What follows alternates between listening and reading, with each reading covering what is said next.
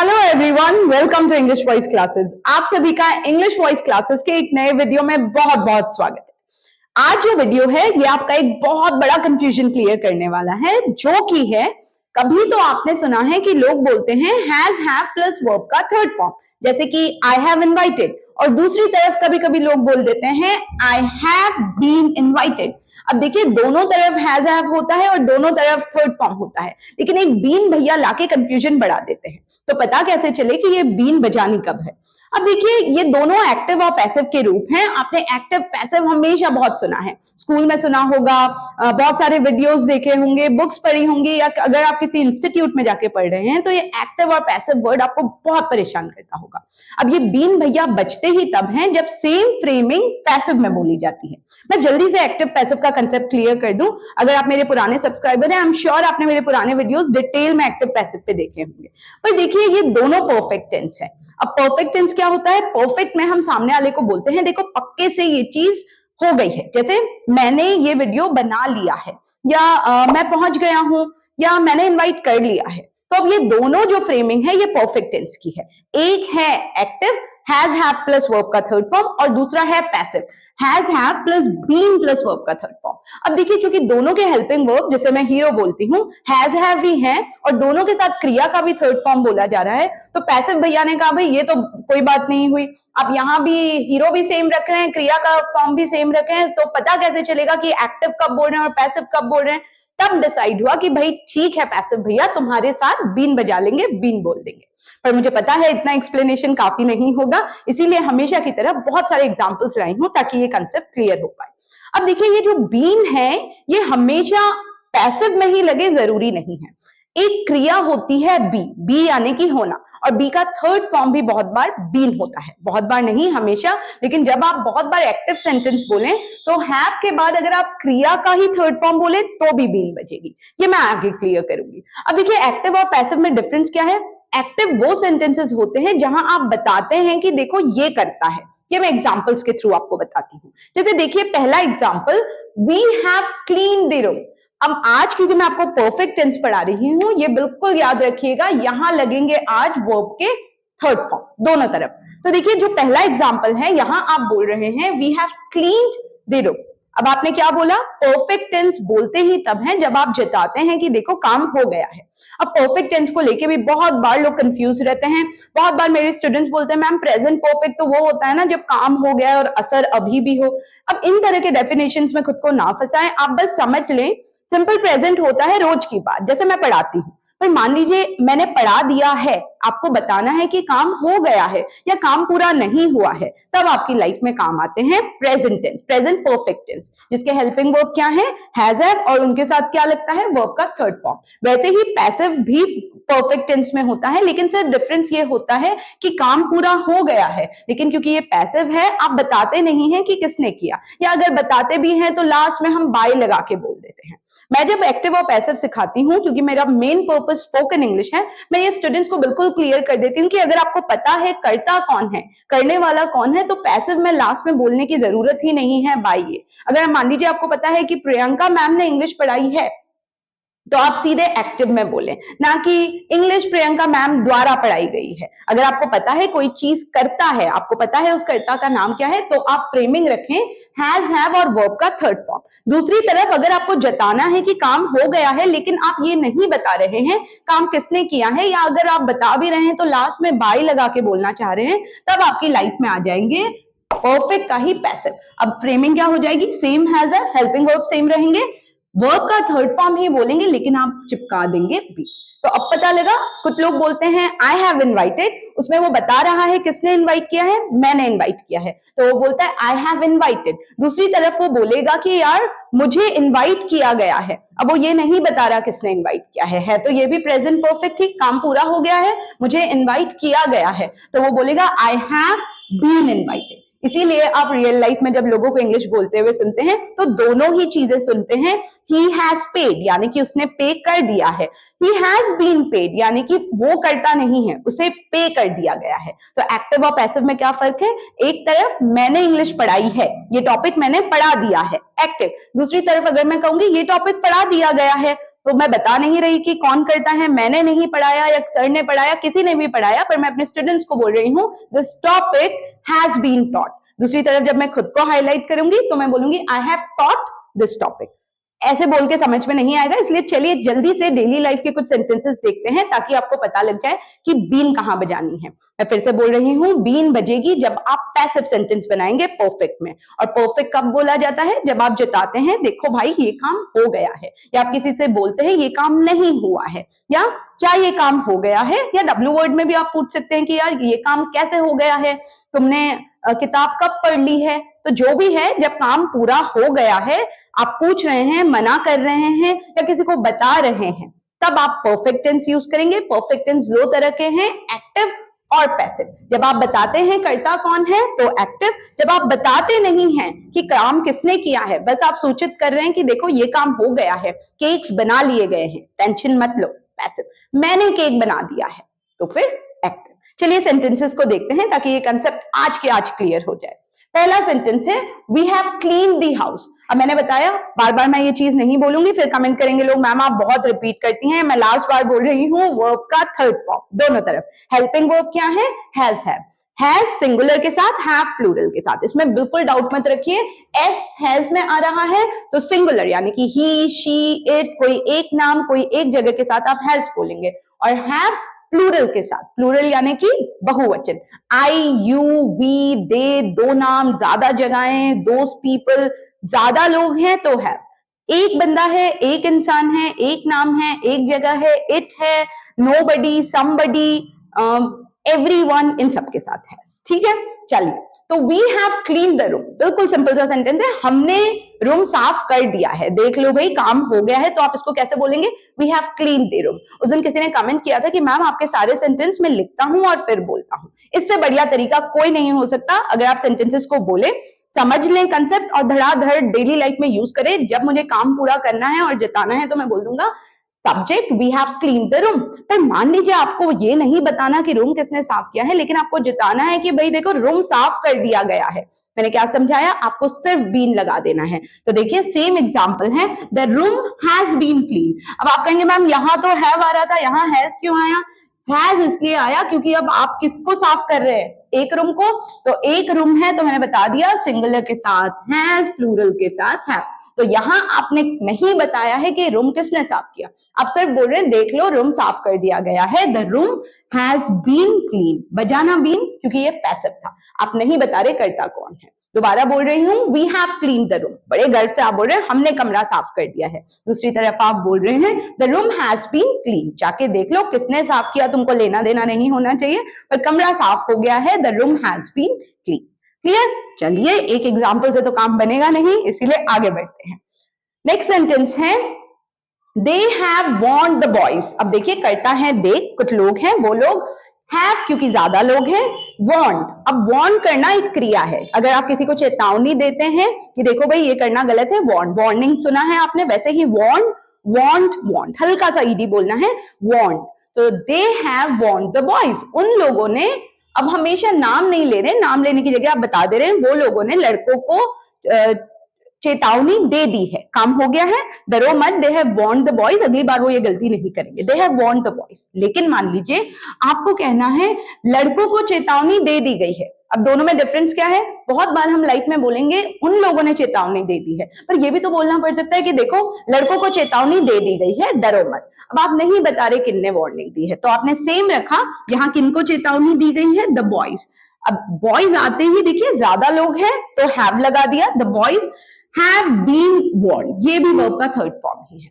मैंने बार बार आपको मैं बोल रही हूँ एक्टिव और पैसिव सबसे सिंपल है परफेक्ट टेंस में, क्योंकि आपको सिर्फ बीन बजाना है। सो यहाँ आप बोल रहे हैं they have warned the boys. देखिए मैं कैसे फ्लो में बोल रही हूँ, they have warned the boys, उन लोगों ने लड़कों को वार्निंग दे दी है, the boys have been warned, लड़कों को चेतावनी दे दी गई है, मत डरो। नहीं बता रहे आप किसने चेतावनी दी है। और इसी चीज को बहुत लोग एक्टिव ऐसे भी बोल देते हैं, the boys have been warned by them.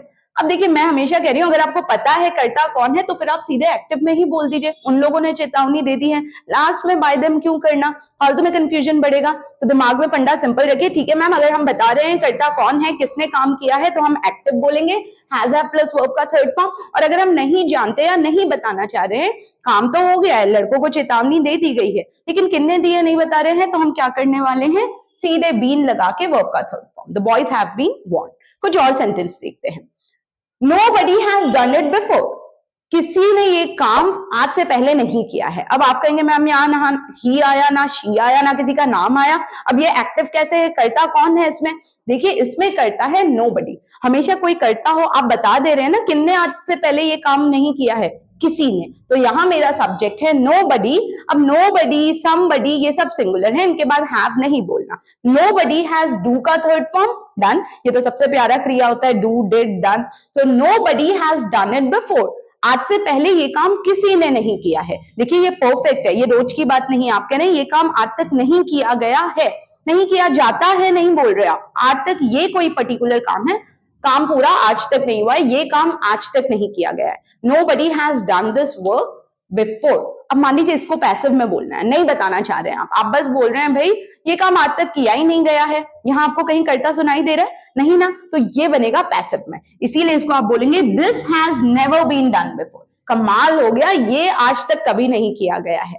तो किसी ने मान लीजिए कुछ कर दिया, अब आप नाम नहीं लेना चाह रहे, ये तो कभी नहीं किया गया है, this has never been done before. मैं आराम से बीन बजा रही हूं और बोल दे रही हूं this has never been done before. और अगर मैं कर्ता बोल रही हूँ nobody has done it before. अब दोनों लाइन बोलिए चलते फिरते, पहले दिमाग में बोलिए, आप बोल रहे हैं nobody has done it before, किसी ने आज से पहले ये काम नहीं किया है। अब मैं पैसिव बोलूंगी, बीन बजाना पड़ेगा मुझे, सेम फ्रेमिंग है, हैज हैव थर्ड फॉर्म, बस बीच में चुपचाप से बीन भैया आ जाते हैं पैसिव में। पैसिव यानी कि जब आप नहीं बता रहे किसने वो काम किया है, दिस वर्क या this has never been done before. Clear? Okay, चलिए अब मैं एक्टिव के जल्दी जल्दी कुछ और सेंटेंसेस आपको बता दूं ताकि क्लियर हो जाए बिना बीन के कैसे एक्टिव बनाते हैं। देखिए, my father has helped a lot of people. मेरे पापा ने, यहाँ कर्ता कौन है, मेरे पापा। माय फादर हैज, पापा एक है ऑफ कोर्स, तो आप सिंगुलर हैज यूज करेंगे। माय फादर हैज हेल्प्ड, हमारा प्यारा क्रिया का थर्ड फॉर्म। देखिए, हर जगह क्रिया का थर्ड फॉर्म आ रहा है। My father has helped a lot of people। many की जगह स्पोकन इंग्लिश में a lot बोलने की आदत डाल दीजिए, सुनाई भी अच्छा देता है और वो आपकी फ्लुएंसी को भी हैम्पर नहीं करता। My father has helped a lot of people। और थोड़ा एक्सप्रेशन देके बोला कीजिए, बहुत ओवर एक्टिंग करके नहीं कि my father has वाला नहीं, but my father has helped a lot of people। ये क्लास में भी होता है, जब मैं कहती हूँ एक्सप्रेशंस नहीं आ रहे बिल्कुल, या तो मेरे स्टूडेंट्स रोबोट बन के बोलते हैं my father has helped a lot of people, ऐसे भी नहीं बोलना है। और फिर कुछ स्टूडेंट्स को बोल दो कि थोड़ा सा एक्सप्रेशन लाओ, तो फिर वो ओवर एक्टिंग की दुकान बन जाते हैं और वो क्या कहते हैं, my father has helped a lot of people. तो ये भी नहीं करना है। तो लाइफ इज अबाउट बैलेंस, वैसे ही लैंग्वेज इज अबाउट बैलेंस। बहुत ज्यादा टोन, बहुत ज्यादा एक्सप्रेशंस की जरूरत नहीं है, फील करके बोलिए मेरे पापा ने बहुतों की मदद की है, my father has helped a lot of people, right? ठीक है, मेरे पापा ने बहुतों की मदद की है, परफेक्ट टेंस था। फिर देखिए, पापा के बारे में एग्जांपल दिया, मुझे लगा भाई गुस्सा नहीं हो जाए तो भाई का नाम भी ले लूं। My brother has taken this photograph. So अब क्या कह रहे हैं, मेरे भाई ने ये फोटो खींची है। अब भाई ने अगर अच्छी फोटो खींच दी और उसको क्रेडिट ना दें तो भाई पंगा हो जाएगा, इसलिए आप बोल रहे हैं भाई ये फोटो मेरे भाई ने खींची है। आप जिता रहे हैं, ये रोज की बात नहीं है, इक्का दुक्की बार कभी अच्छी खींच दी, तो मैं कह रही हूँ ये फोटो मेरे भाई ने खींची है। My brother has taken, take का third form taken, my brother has taken this photograph। ये फोटो जो है आप फोटो बोल सकते हैं, ये फोटो मेरे भाई ने ली है, खींची है। एक और एग्जांपल देखिए, अब मान लीजिए आप किसी से सवाल पूछ रहे हैं, have you read this book. अच्छा, रीड के साथ पंगा क्या होता है, रीड यानी कि पढ़ना, आपको पता है रीड के तीनों फॉर्म अगर आप पढ़ेंगे तो रीड ही जैसे होते हैं, उसकी स्पेलिंग सेम होती है पर प्रोनाउंसिएशन, उच्चारण होता है read, red, red. Spelling same है, रीड रीड रीड नहीं करना है, read, red, red, red colour. जैसे आप लाल को बोलते हैं, जैसे ये कुर्ते में रेड है, वैसे ही रीड, रेड, रेड। ठीक है, तो my have you read this book, क्या तुमने ये किताब पढ़ ली है। अब आप रोज की बात नहीं पढ़ रहे, वो प्रेजेंट टेंस होता है, बहुत लोग प्रेजेंट टेंस और प्रेजेंट परफेक्ट में भी कंफ्यूज होते हैं, उसके लिए भी मैं एक अलग से वीडियो बना लूंगी, पर अभी हमारा फोकस है परफेक्ट को समझने में। क्या तुमने ये किताब पढ़ ली है, आप रोज की बात नहीं पूछ रहे, क्या तुम किताब पढ़ते हो नहीं पूछ रहे, have you read this book. देखिए, सिंपल क्या वाले क्वेश्चन, थोड़ा टोन में पूछे क्या तुमने ये किताब पढ़ ली है, have you read this book. वैसे ही कहीं बीन नहीं दिख रहा होगा आपको क्योंकि ये सारे एक्टिव सेंटेंसेस हैं। We haven't talked to them yet, हमने अभी तक उनसे बात नहीं की है। नहीं करना है तो have not या have not को शॉर्ट करके haven't बोल दिया कीजिए। We haven't talked to them yet। Talk का थर्ड फॉर्म तो हल्के सी ईडी की आवाज आने दीजिएगा, नहीं तो सामने वाला फर्स्ट फॉर्म और थर्ड फॉर्म में डिफरेंशिएट नहीं कर पाएगा। We haven't talked to them yet, we haven't talked to them yet। अब देखिए बहुत बार एक्टिव में बीन बोलते हैं लोग, पर मैं उस कंफ्यूजन को पहले ही दूर कर लूं। एक क्रिया होती है बी, was, been। अब बी एक क्रिया है जिसका मतलब है होना। अब होने का थर्ड फॉर्म बीन हो जाता है। इसीलिए बहुत बार जब आप कर्ता का नाम ही लें, जैसे मैं बहुत बार पुणे गई हूं, या मैं बहुत बार अमृतसर गई हूं, या आप अब्रॉड के लिए बोले मैं बहुत बार यूके गया हूं, या मैं बहुत बार दुबई गया हूं। अब ये प्रेजेंट परफेक्ट है। अब जाने के लिए बहुत बार लोग होना या जाना के लिए बीन बोलते हैं क्योंकि बी का थर्ड फॉर्म बीन है। तो आप बोलेंगे I have been to Amritsar 4 times, I have been to Dubai many times, I have been to Pune last year। जो भी आपको बोलना है आप बीन को याद रखिएगा, एक तो कहीं जाने का थर्ड फॉर्म भी है। अब I went to भी बोल सकते हैं जाने के लिए, पर बहुत बार आप सुनेंगे have you been to that cafe, have you been to Maharashtra, have you been to any country abroad, have you been to a foreign country। तो यहाँ ये प्रेजेंट परफेक्ट का एक्टिव है क्योंकि कहीं जाना या होने के लिए क्रिया बी है, और हैव के बाद वो सीधे क्रिया का थर्ड फॉर्म बोल देते हैं। He has been the CEO of this company for 4 years। वो इस कंपनी का सीईओ रहा है 4 सालों से। तो यहाँ होना सीईओ रहा है, Anil has been the CEO.